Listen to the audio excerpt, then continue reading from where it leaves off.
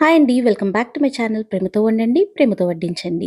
ఇవాళ మనం హోటల్ స్టైల్‌లో చట్నీ ఎలా చేయాలో చూద్దాం. చాలా చాలా బావుంటుంది. సేమ్ హోటల్‌లో ఎలా అయితే ఉంటుందో టిఫిన్స్‌లోకి అలాగే ఉంటుంది. తప్పకుండా ట్రై చేయండి.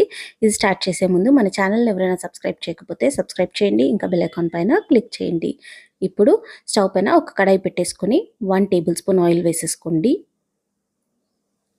ఆయిల్ వేడైన తర్వాత 4 పచ్చిమిర్చిలను ఇలా కట్ చేసి వేసేసుకోండి. మీకు ఎంత కారం కావాలో దాన్ని బట్టి వేసుకోండి. వీటిని బాగా ఫ్రై చేసుకోండి. చూసారా, పచ్చిమిర్చి బాగా ఫ్రై అయిపోయింది. ఇప్పుడు ఇందులో 1 కప్ పల్లీలను వేసుకోవాలి. స్టవ్ మీడియం ఫ్లేమ్లో పెట్టేసుకొని ఇవి బ్రౌన్ అయ్యేంత వరకు ఫ్రై చేసుకోవాలి. పల్లీలు బాగా ఫ్రై అవ్వాలి, లేకపోతే పచ్చి పచ్చిగా ఉంటుంది పచ్చడి. అందుకని మీడియం ఫ్లేమ్లో పెట్టి ఫ్రై చేసుకోండి. ఇలా కంటిన్యూస్గా కలుపుతూ ఫ్రై చేయండి. ఇలా చేయడం వల్ల పల్లీలు ఈవెన్‌గా ఫ్రై అవుతాయి. చూసారా, పల్లీలు బాగా ఫ్రై అయిపోయాయి. ఇప్పుడు ఇందులో పావు కప్పు పుట్నాలు వేసుకోవాలి. పుట్నాలు వేసిన తర్వాత ఎక్కువసేపు ఫ్రై చేయొద్దు.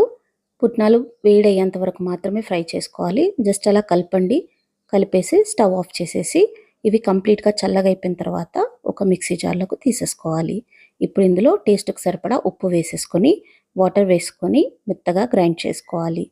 చూసారా, ఇలా మెత్తగా గ్రైండ్ చేసేసుకొని ఒక బౌల్లో తీసేసుకోండి. ఇప్పుడు దీనికి తాలింపును వేసుకోవాలి. స్టవ్ పైన ఒక ప్యాన్ పెట్టేసుకొని 1 టేబుల్ స్పూన్ ఆయిల్ వేసుకోవాలి. ఆయిల్ వేడైన తర్వాత 2 ఎండుమిర్చులను కట్ చేసి వేసుకోవాలి. ఇప్పుడు వీటిని లైట్గా బ్రౌన్ అయ్యేంత వరకు ఫ్రై చేసేసుకోవాలి.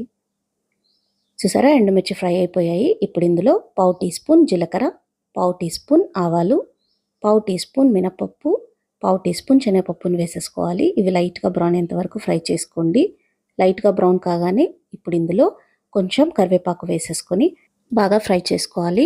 కరివేపాకు అనేది కొంచెం క్రిస్పీగా అయిపోవాలి, అప్పటి వరకు ఫ్రై చేసుకోండి. చూసారా, ఇప్పుడు తాలింపు రెడీ అయిపోయినట్లే. ఇప్పుడు ఇందులో కొంచెం పసుపు వేసేసుకొని అంతా మిక్స్ చేసేసుకోండి.